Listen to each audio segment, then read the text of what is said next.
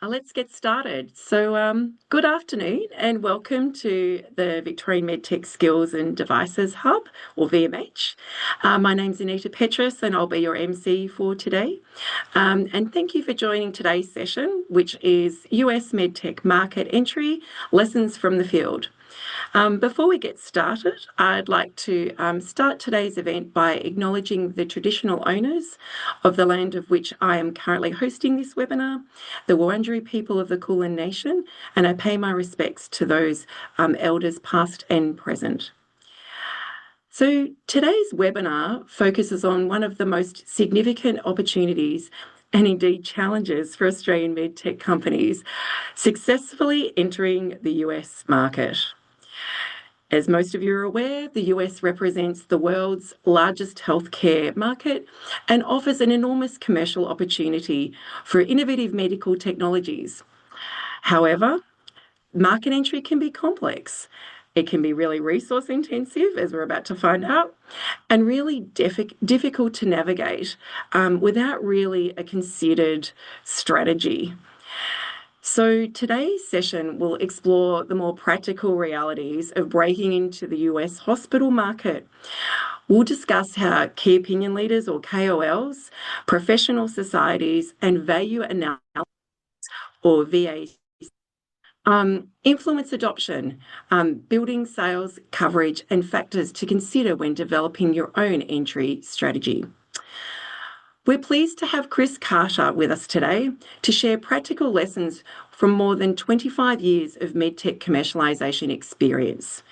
Chris will provide real-world insights into the connections between sales, R&D, reg strategy, and post-market activities, and what it takes to build a successful US market entry strategy. So whether you're an early stage founder, researcher, or part of a growing medtech company, today's discussion will provide valuable insights to help you avoid common pitfalls and make more informed decisions and increase your likelihood of success in the US market. So today's session will run for about an hour with a presentation and followed by Q&A discussion. So thanks to those that have already submitted questions prior to this session today. We'll focus on those during the Q&A session. But if you have additional questions during the session, please feel free to add the Q&A, add those questions to the Q&A function.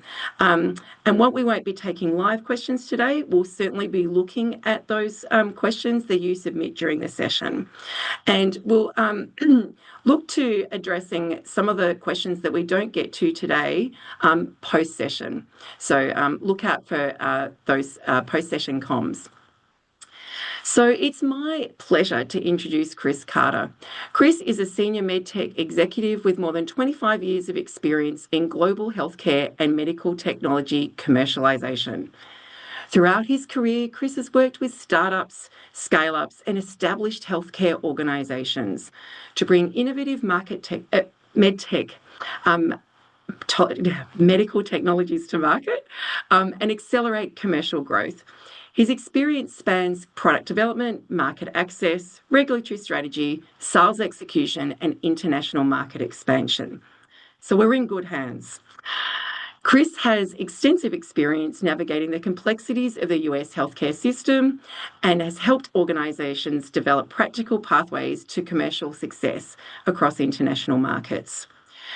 Today, Chris will share lessons learned from the field, providing practical insights into the US market entry, sales strategy, stakeholder engagement, and the realities of building a successful commercial presence in the world's largest healthcare market. Chris, thank you for joining us today and sharing your expertise with the VMH community. Welcome, Chris. Thank you, Anita, and thank you for a very succinct overview to the start of this presentation. And thank you very much for those joining the call today. So let's kick off with the presentation. And it's a complex market, it's difficult, and it's not linear. And it's a very exciting and at times scary learning process for those entering the US market for the first time. It requires courage, persistence, and a determination to achieve the goals that you set for yourselves and your organization. Okay, I'm back. During the call to the presentation today, I'll be using a number of acronyms. So to help people understand that this is what they are, the GPO is a group purchasing organization. KOL is key opinion leader. IDN is integrated delivery network. VAC is value analysis committee, and 3PL is for third party logistics. Okay, with that behind us, let's kick off. So the US healthcare system is complex and decentralized, has multiple players. To name but a few include acute care hospitals, private clinics, community hospitals, physician practices, urgent care centers, rehabilitation facilities. And there are other clinical settings in which products can be sold. Those can be standalone facilities or can be grouped into, for example, an integrated delivery network. So an IDN is an organization that owns and manages a range of service providers such as hospitals, clinics, or community hospitals. Okay. Furthermore, we have academic hospitals, single standing or multiple. I cite, for example, the Mayo Clinic. The Mayo has 3 facilities in 3 states in the US, but are interconnected, work centrally, and distributed. So there's another example. Further, as an example of a provider, are insurers. And I cite Kaiser Permanente, who, as an insurance organization, also own their own care networks, including hospitals, communities, rehabilitation facilities. So it's complex. There are multiple players involved, and the key success factor is understanding where your technology sits in the service delivery organizations. Let's now move to procurement. Procurement is complex again, and probably one of the most difficult areas to understand and deal with in entering the US market. So 2 statements here. 95% of US hospitals belong to at least one group purchasing organization. GPOs were established to develop an opportunity to leverage the buying power of individual hospitals into a centralized organization. What you see in the States, that 3 of the top GPOs control 75% of the purchasing spend. So relationships, if required, may be necessary with GPOs to get broader access. For an early stage company, this may or may not be relevant, but as part of the mapping process, it's important to understand the role of a GPO in the decision-making for your product going into the US market and to subsequent service providers. One of the thoughts bearing in mind in terms of timing, because if you're smaller companies, cash and cash resources are important. So understanding timelines is a really important aspect for future success. So a contract award with a GPO can sometimes take between 18 to 36 months to achieve. And a GPO, this type of access will facilitate, but takes time to get that. The second point I raise here is that these contracts last between 3 to 5 years. So potentially, if your competitor has got on board recently with a GPO contract, it may make getting access to the hospital more difficult. I'd now like to move to the interrelationship between GPOs and independent delivery networks.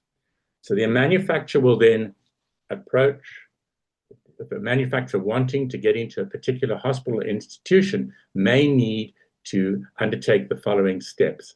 And I'm not saying they're all required, but this may be part of the process. So they would engage a GPO to get national pricing agreements. A price set for your product may be established with the GPOs. So at least that may be an initial hurdle, if required for your technology. Once through the GPO, you may then need to move to the independent delivery network to start the process again. They may use, the IDN may use the pricing that's been agreed at the GPO, they may choose to negotiate their own. They may choose to further seek a change in pricing from what was agreed at the GPO contract level. So once you've got through the head office of the IDN contract, you then have to move to the hospital facility. And this is when some of the difficulties or the more challenges arise, because the hospitals in the US are running hospital and or facilities are running value analysis committees. And you've got to get through this hurdle before you can get access and sales orders executed from within an institution. And I was on a call earlier this week with a company I'm working with at this time to get this process underway. And the highly experienced sales representatives or the commercial sales representative on the call were advising that for entry to access to a hospital and through the value analysis committee is now taking up to 180 days and beyond. So again, this is worth bearing in mind because that time may be fallow while you're waiting for this approval to get your product moving in a hospital. And you think, great, you take it through the value analysis committee, you've got the approval, you think you're home and dry. Well, not necessarily. One more step to go. You then have to start working with the departmental clinical staff because they may not immediately adopt the product or take it up. So multiple steps, a long journey to take through. So be aware, long, tortuous, and at times complex. And my advice is seek specialists that can advise you how to work with GPOs and or IDNs. So moving on, I produced a very basic an explanation of how I see entry to the US healthcare market. They've got an Aussie Medtech startup. They've got an FDA approval, and with that approval, they're now in a position to sell. But that's the start of the journey. You need to establish a selling resource, and I've chosen today to discuss distributor, direct sales, or contract sales in the presentation later on. One of the most important success factors is the engagement of KOLs, and I'll speak further to that in the presentation. KOLs to generate clinical evidence and work with professional societies to support the product. Clinical evidence is a critical component of a value analysis committee submission because they will want to see what benefit that technology brings to their patients, their clients. Furthermore, that institution may be involved with or use GPOs or be part of an IDN, and you will need to negotiate those, possibly to get access to the institution. So there is the interrelationships. A very close working relationship needs to be established between the Australian Medtech company and the selling resource because they understand and help guide you through the various stages. You'll notice that there is an arrow between the selling resource and the KOL. It's important that that relationship works together with all parties being on the same page. So there is a somewhat basic model of an approach. So moving on, as per my earlier slide, I mentioned the important role that KOLs play in the success of medtech products. And I've staged their involvement with a company. So step one is the pre-launch. They may be the principal investigator in your clinical studies. They may provide design input in the product development. What are their thoughts? What are they looking for? When you present material to them, they can critique it. They may be able to assist in product refinement in animal labs in use.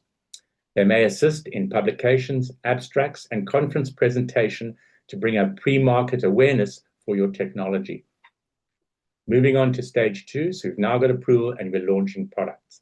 Key role is presenting at VAC, at advocacy, at value analysis committee meetings. They're there to support the technology and present reasons why it should be available in that particular institution for them to use. They also advocate for budget allocation within the hospital, both capital and potential consumables. They support formulary additions and help develop training and guideline development within institutions. Beyond launch, we now move to adoption. This is a particularly valuable area of resource utilization because they can provide live usage demonstration to their peers. They can teach They can also act as a reference site. So if they are using your technology in a particular site, you could invite other KOLs or clinicians who wish to experience a product to visit and experience the use of the technology. Again, continuation of conference presentations and abstracts. And then finally, standardization. They can work with your organization to help develop clinical guidelines, professional society engagement, peer-to-peer education, provide health inputs into health economic research using data and economic assessment, and then work with standardization committees. So a very important key for success. So I mentioned in my diagram sales and distribution channels. Very important process here. So 3 I've chosen today: distributors, direct sales, and commercial reps.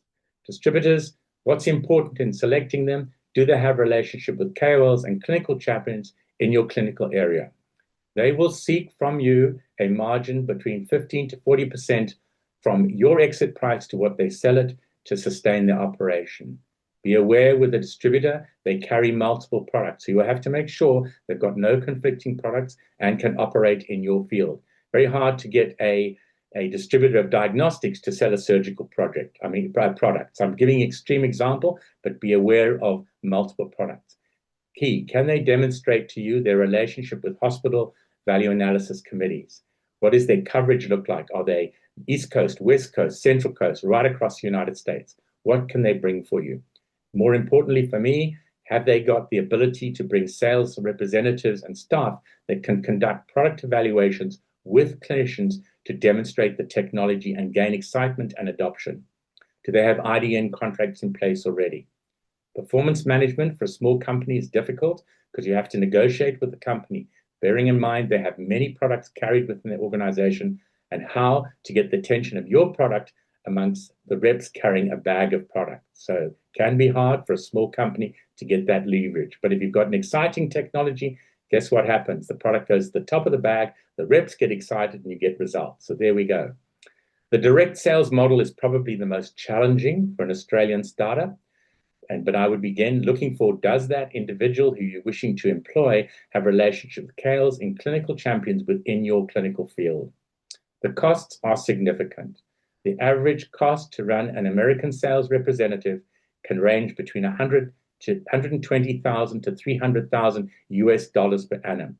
So top end are some of the best reps because they will be drawing a significant commission payment. This is not cheap. The advantage is you get single product focus. You're not carrying a bag like for the distributor and the commercial reps. Question comes, what is their territory coverage and how can they expand? The clinical facility account accrual, how quickly can that individual bring more than one account onto bear? So you're going to need multiple accounts, multiple service centers to get the sales success. So how can that rep expand the account use accrual? What relationship does that representative have with hospital VACs? I keep focusing on this VAC, but it's a crucial step. The question then comes for a startup, scalability. So if you take on one, what's going to cost you to take on 2 and or 3? So if cash is important, you need capital. The question of scalability can create difficulty for the company because the cost of a sales representative. For an Australian company, what's involved in generating an employment contract with someone that works in the US? There are tax implications, there's a whole lot of consequences which you need to explore very carefully. And again, performance management. You're a small company sitting in Australia, the representative is working across in the US. How do you ensure that you're getting the best results from that representative? How you work best together? The last area is what is known as commercial reps. Again, the same story. Do they have good relationship with KOLs and clinical champions? They take a commission up to around 35% of net sales. That's how they make their money. The question to be asked of them, what is their territory coverage and expansion look like? They carry multiple products. Have you got a conflict of interest, and how well can they serve your product? Can they sell it with ease? Can they run product evaluations with clinicians? What relationships do they have with hospital value analysis committee? Again, the risk to a startup is limited because it's commission on sales results. If they don't perform, you're only liable to the commission payable for their performance. If they perform well, you pay great commissions. Well, that's a good thing. So performance management is a function of their sales. Scalability for a small company is a lot easier with commercial reps because the only thing, or one of your limitations, is that you're carrying the costs of commission as opposed to full employment costs or negotiating with a large-scale distributor. So that's some of the high-level thoughts I'd give around focusing on the distribution and sales channels. Moving on from there, I'd like to introduce a concept which I use frequently called Sales R&D. So everyone knows product R&D, but Sales R&D is as important as product R&D. It's just in a different phase, and it has two parts. So I'm now going to address the issue of product development to scaled use. Initially, this is the transition from product development to clinical use.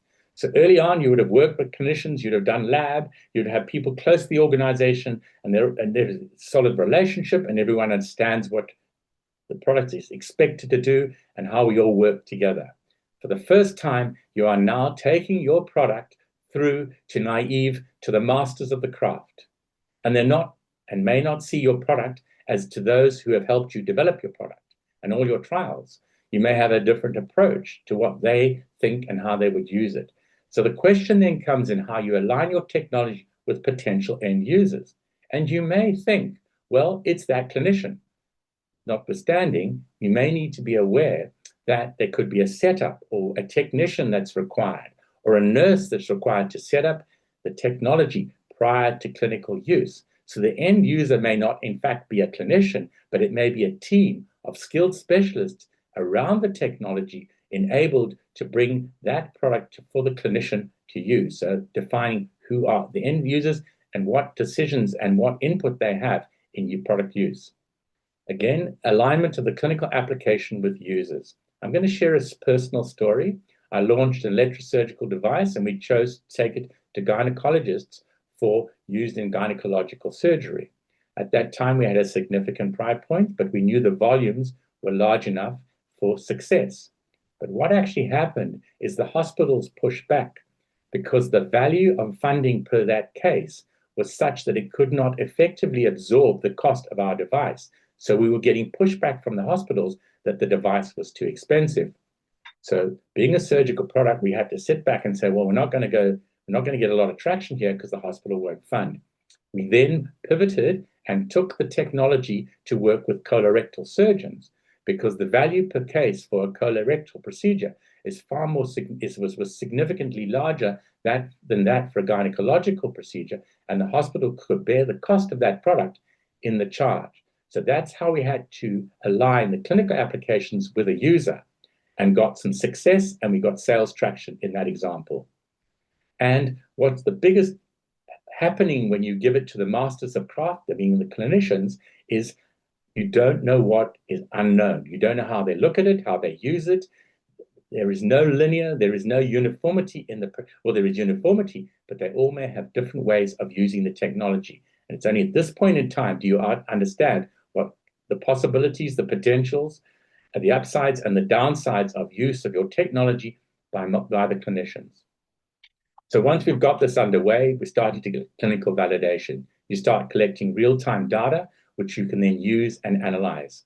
This can be an exciting time for you because the clinical outcomes may be beyond or different to what you expected, maybe better, maybe worse, and it may give you the opportunity to expand or refine your intended use as established in your IFU. Clinician use feedback is so valuable. Then moving along, ongoing product development. So you've got all this information coming back from the field, from your representatives, from your surgeons, from your clinicians, from your users, and ongoing product development. So you can get scaled usage, may drive modifications. They may be looking for different features. How do you match what they're looking to your technology? Can you tweak it to go better, faster, quicker, give you greater clinical outcomes? Secondly, post-market surveillance requirement is a hot area for regulators in today's world. The data collected during clinical evaluation provides input into filings of post-market surveillance surveys, and auditing will be looking for this. It also gives you the opportunity to do fault finding and product updates. So that's stage one of what I term sales R&D. So The next part is the sales, the refinement of the selling process. Sales representatives and selling is expensive. So you have to optimize the sales process to best effect and deliver what I call the bullseye shot, which aligns when the representative walks in to a naive master of the craft or clinician and starts the story. Do you get alignment between what the rep is trying to sell and what the clinician wants to receive? And does that actually create intrigue, interest, and a commitment to use the product? So during the selling message, you have this technology with possibly multiple features and multiple benefits. Which of those do you actually lead with the sales call? So you may try leading with different features or different benefits to your clinician population. And over time, you will work out which gives you greater resonance and greater effect for the sales representative. And that's your feedback, that you've got a representative who can deliver an effective message to start the process or the scale of engagement with that clinician. So once you've got started to understanding the key features that are of interest to end users, you can then take that information to generate marketing activities and marketing materials. And more importantly, you can then use that to train other sales representatives so that they don't fumble or are trying to work out themselves which is the best way to sell this product.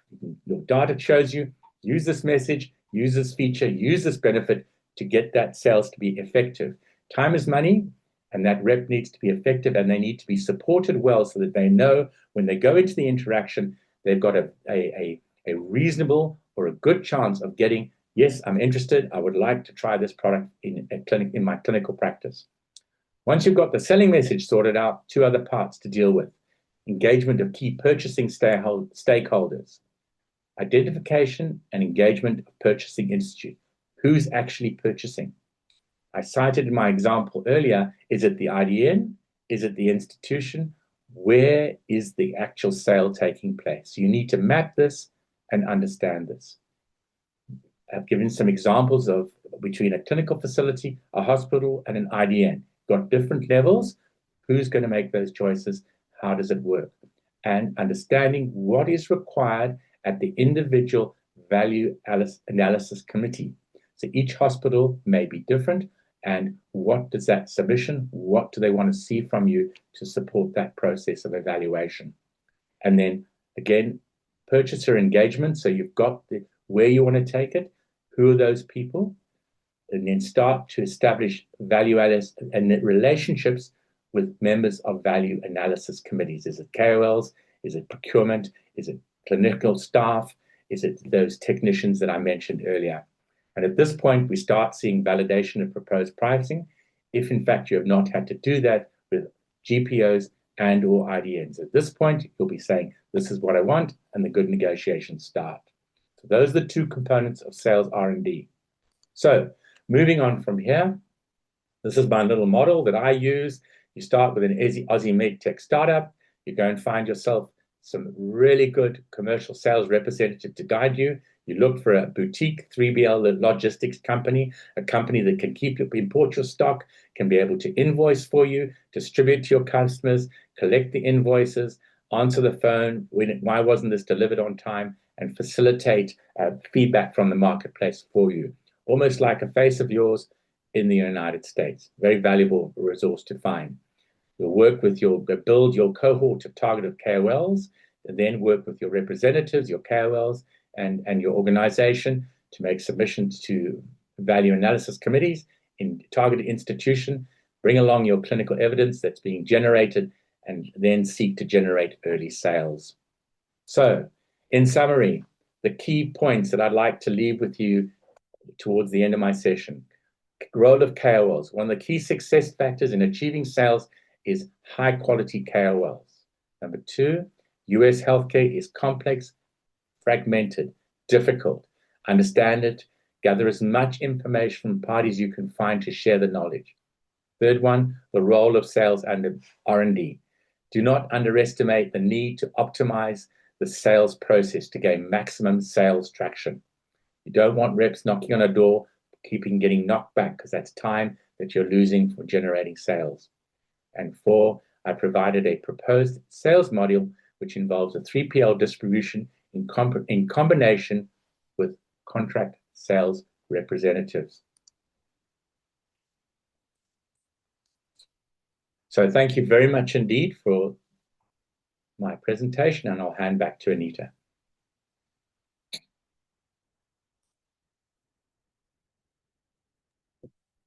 Okay. Thanks, Chris. That was really, really helpful in trying to sort of contextualize it and bring what is a really complex environment and trying to break it down for us into sort of bite-sized pieces. I think I'd like to kick off a few of the questions that we've received prior to the session, and also ones that the team has indeed come up with. Probably just as a starting point, because we've got a number of sort of early stage companies on the call, and even researchers that are looking at potential future commercialization in the US. If you were considering the US, are there any regional differences that you should be considering? Or would you be thinking, everyone goes, oh, US, I'll go for a whole of US approach. I'm going to land, I'm going to go the full market. Or do you actually break it down into certain regions? Like, what would you advise in terms of more of that market entry strategy?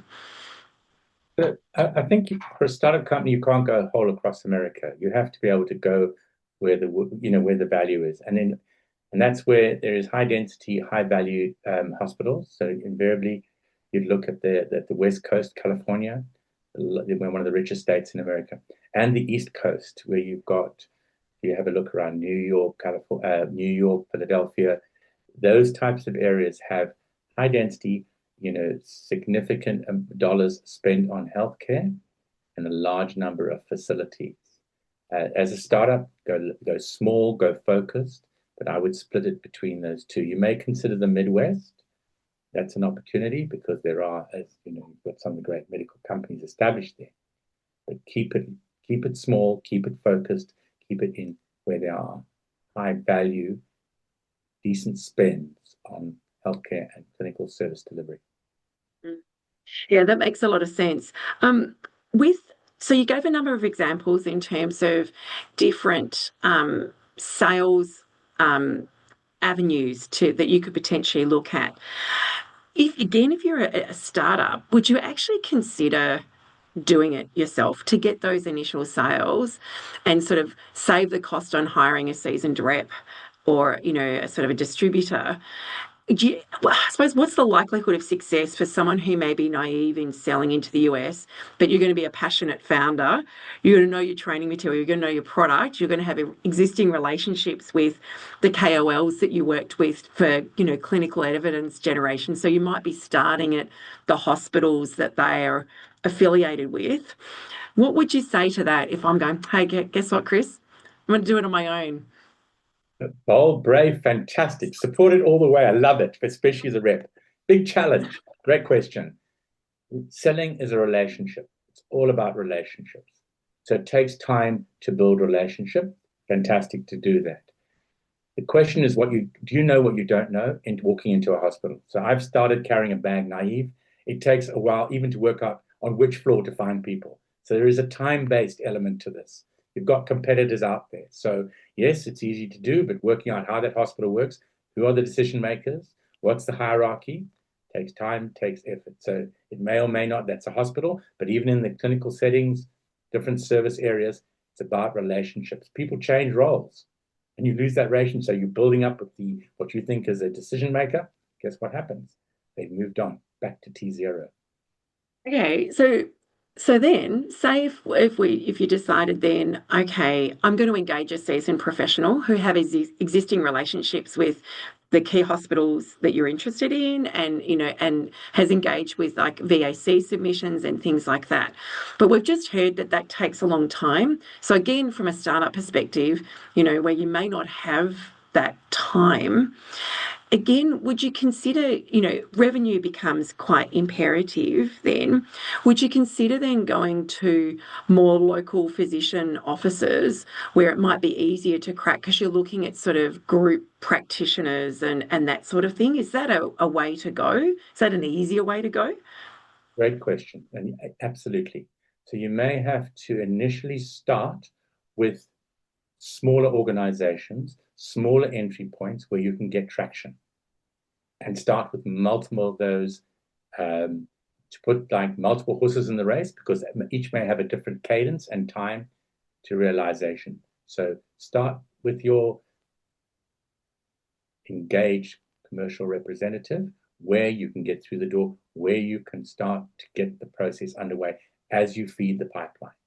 Because you can start loading up multiple VACs if possible at different, I mean, if you're going to large scale, it's going to take a while. If you're going smaller, that may be the way to proceed. A couple of questions coming through. Is there Would you engage with a GPO before you have FDA approval, or can you go too soon, I suppose, with starting to build those relationships with those sorts of bodies? Brilliant question. My advice is to get a reimbursement specialist to work with you, okay, and develop a comprehensive reimbursement strategy, which picks up, because there are multiple avenues, HCPCS codes, NPAT, there's breakthrough designations, so there's a linkage between regulatory approvals and reimbursement. So it is complex. So my advice would be get hold of a high quality reimbursement specialist, develop the strategy, and go from there. Try not to do this on your own. There are lots of fantastic consultants that can guide you as to taking the technology and which is the best way forward. Okay. And then we just had another question in the chat. Are there optimal frameworks or structures you've found work well in capturing relevant data to best evaluate like sales R&D? So is there a way of capturing, you talked about like the sales R&D processes and the things that you need to capture there. Is there, I don't know, is there a smart way of doing that from a data-driven, AI-driven, I don't know, way, or is it just sort of a hard slog in terms of rep reporting, KOL, constant KOL engagement and feedback? Like, what would you suggest there? I think it's technology dependent. So what feedback can you get your technology to deliver to you? If it's smart software, clever stuff, that what analytics can you put on top of your technology to use? If it's products that are not AI enabled, I mean, sometimes medical devices that are not technology enabled by AI, getting data back from representatives and using AI to analyze their reports. Can you actually develop an app that collects the data that AI runs behind it to see what's coming out? Remember, I spoke about experiences or what's aligning in the selling message. Maybe this could be captured in an app which is sorted out with AI that could help you evolve with clever thinking, the optimal selling measures, which is the features helping the alignment. Mm, mm. Great answer.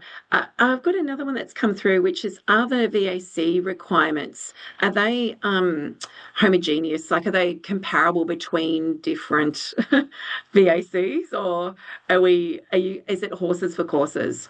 You've got to go pick them off one at a time. Well, the key elements, funding, pricing of the product, and the clinical evidence. So they've got to stack up. What is the value proposition? There may be additional material, but what you'll do, value analysis. What value is that hospital, that institution, or that purchaser going to gain from the use of their product?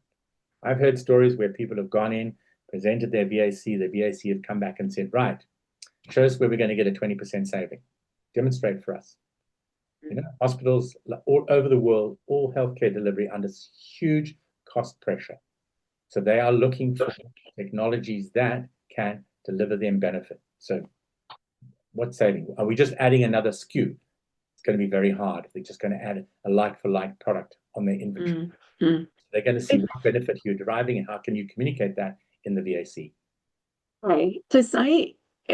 So to me, that sounds like health economics, a lot of it, health economics and health utilization type studies. Have you got any advice on how you might do those? Because often people rely on real world data with their product to generate that sort of information. Are there other ways that you could do that? I'm thinking like looking at the equivalent of Medicare records, or is there other ways you could kind of do, I don't know, I suppose health utilization analysis, but not necessarily with, scale of, sorry, with product sales in, waiting till you get that sort of economies of scale before you can really generate that. So I'm not a health economist, but what I've seen done in the past is using published literature. What available evidence? Is there access to registries? Are you able to do comparative work? What health economic data has been collected during the product development process? So some companies have the opportunity to bake in health economic data collection during their clinical evaluations at that time and use that to support their argument. But primarily, what are they looking for is, if we go back to my slide, which says KOLs, they want to improve clinical outcomes. So if you've got a compelling clinical benefit, there is significant value, because at the end of the day, you've got physicians delivering a service to people that need their service. So if they can bring better technologies, better ways of doing things, getting better outcomes for their patients, that's a significant way to gain traction. As opposed to, they maybe have cost with the institution, but at the end of the day, they want the best for their patients. You touched on the clinical societies, and I just wondered whether when to start engaging with them. Is that like during the development phase of your product? Is that too early? Or have you got to wait till you've got, all the clinical data, it's looking great, and then you're approaching the societies? Because it's trying to get their blessing and ultimately, as you said, become sort of standardized method of care. So when would you recommend you start that relationship? So in my experience, you go in with a new tech and start off with a clinician, and then their response could be, well, what's the evidence? What evidence have you actually got that compels or is compelling enough for me to use it? It depends again on their appetite for new technology. So the question is, how much data or evidence have you got to work at the society level? It's about scale, because what you're trying to do at society is get a large aggregate of clinicians or masters of the craft to use the technology. So you're going to need some reasonable supporting evidence to get significant adoption at that level. And it's going to take time to get to that point. So it's probably, how do I do this? Just how do we eat an elephant? One mouthful at a time. Just build it slowly, aggregate, get more and more KOLs, get more and more centers, develop a critical mass. Aside an example, we launched a product many years ago and got a whole lot of clinicians together. We did the training over a couple of days. We had such a successful clinical training session. They said, how do you keep us together? So we said, fine, we'll find a way to get you this group of individuals that were across from multi-countries, multiple geographies. That actually went on to form the Asia Pacific Endolaparoscopic Society, which is active today. So that small aggregation came up to a large training institute. I wanted to also, you mentioned a few things to consider when you're selecting a sales and distribution partner. So I think there's a couple of models that you mentioned. So are there, I don't know, key considerations that you could perhaps expand upon when you're looking at doing that due diligence? So the key alignment between I used the extreme example of if this company only sells diagnostics, as they've got skills in diagnostics, and now you're asking them to sell a physiotherapy product. Don't know the market. Sometimes people grab it. It's a great idea. Let's give it a go. But what you really want to do is try and find an organization that is aligned with the clinical field in which you wish to operate. That's probably one of the key success factors. Do they know the market? So by knowing the market, they will have the KOLs, so they can actually take to the product and say, look, I've got something new and exciting in this clinical domain. It's much easier to get that first use where they can leverage existing relationships. Does that? Yeah, it does. And then I'm thinking, do you do a one-stop shop? So say you've got somebody who's got those great relationships, they're great at selling, they're experienced, they know the system really well. Would you look at the same organization to do, say, customer service, insurance coverage, those sorts of more like first level helpline type support in addition to your sort of sales logistics part of it, like a one-stop shop? Or would you kind of have more of a fragmented approach and you're picking specialists in each of those different areas? Great question. I think the latter is more appropriate because sometimes, I think it's get in deep knowledge of your particular area. So reps hate paperwork, reps hate doing admin, they like selling. So get reps to do reps. The distributor's good and has got an integrated customer service operation, which has got sales, invoicing, billing, stock returns, dealing with customer queries. Go for that. Reimbursement, I would put that outside because you would start your reimbursement journey a lot earlier in your product development than you would as opposed to appointing a distributor. So you've probably got your reimbursement specialist working in at this in congruity with your regulatory consultant. So you put reg in. So the first steps are reg plus reimbursement. Get those working, then look at your distribution model further down the development program. So it's a sequencing. Okay. You touched on this, but I wonder again if you could give other examples of, in your experience, um, have you seen products fail for non-technical reasons? So, what are the sort of post-market, more commercial reasons that something may fail? Okay, great question. So I share an experience from a technology that I was involved with that was involved in head and neck surgery. So these cases can be particularly long, 5, 6, 7, 8 hours. It's complex, it's difficult. Um, and so this was a technology which was used for cutting and resecting tissue. So it was a handpiece onto a generator, and the selling point was the little tip, which was about $120 for this tip.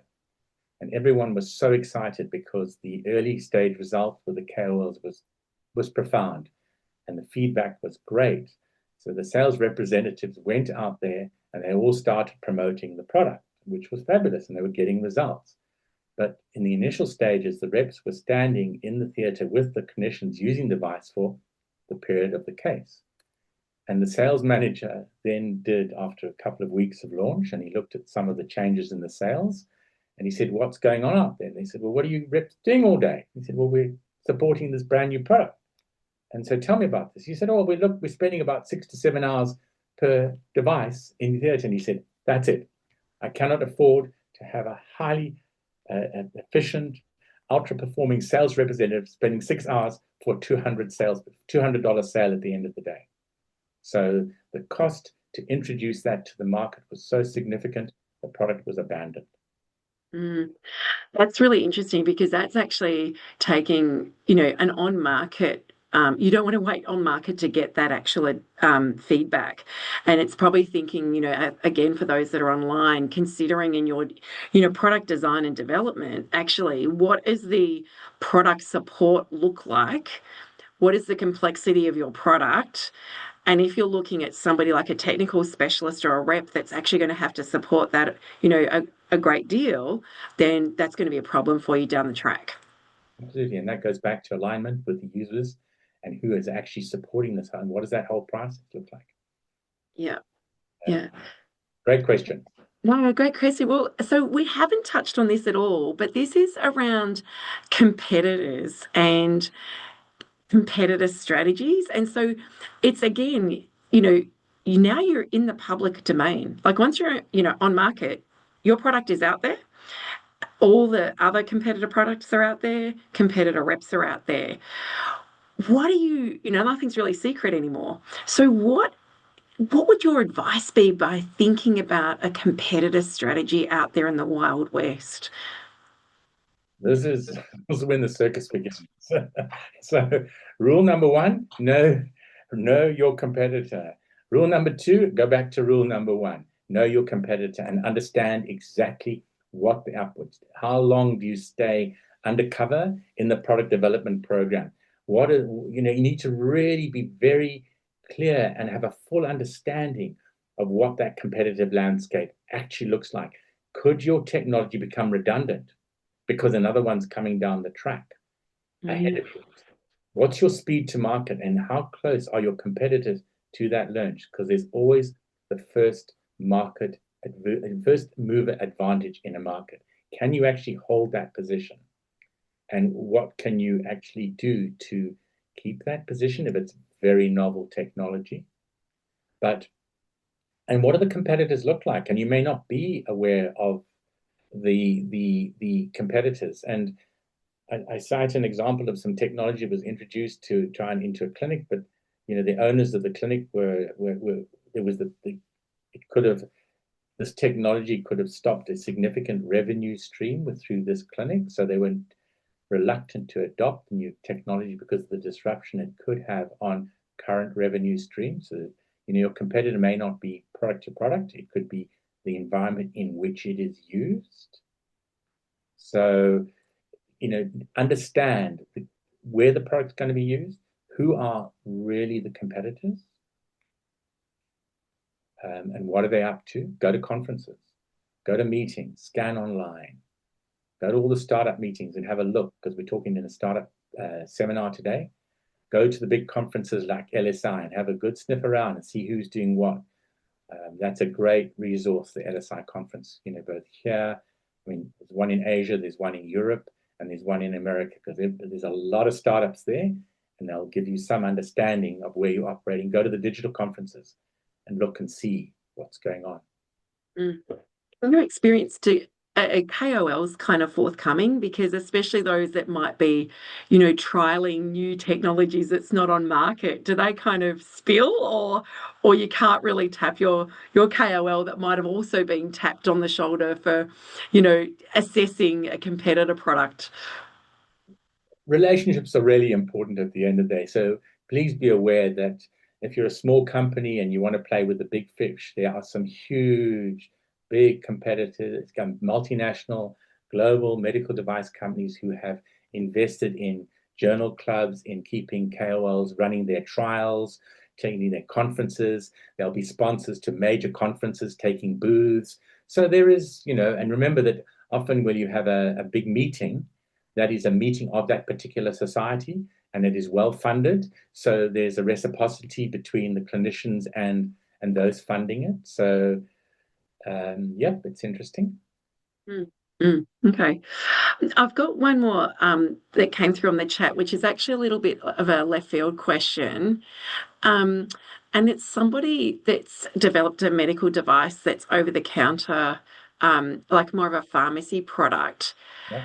I suppose and we don't have a lot of time left, so it's really just sort of general feedback about perhaps how different it is between Australia and the US in terms of pharmacy over the counter type product, selling and things like that. Or are they completely different markets? So if you know the Australian market, you actually don't know the US market at all. One of the big distinctions in the US market is manufacturers are allowed to go DTC, direct to consumer, whereas the Australian regulations limit how much a manufacturer of a medical device can do public promotion of their product. Depends on the nature of the product. But the regulations between Australia and the US are different. So the question then is to understand what are the limitations, what are the requirements. If you're starting to go to a more pharmacy type product, it's more DTC, what I term direct to consumer. It's more dollars. It's how do you create that awareness? If you're locked into clinicians, that's awareness with clinicians. If you're going to pharmacy, bigger populations, so how do you actually get engagement of your technology at the pharmacy level? Okay. All right. Any last sort of key takeaways you'd like to leave us with? Patience, persistence, hard work, and just keep at it. And that's a lot of the companies, and it may not go.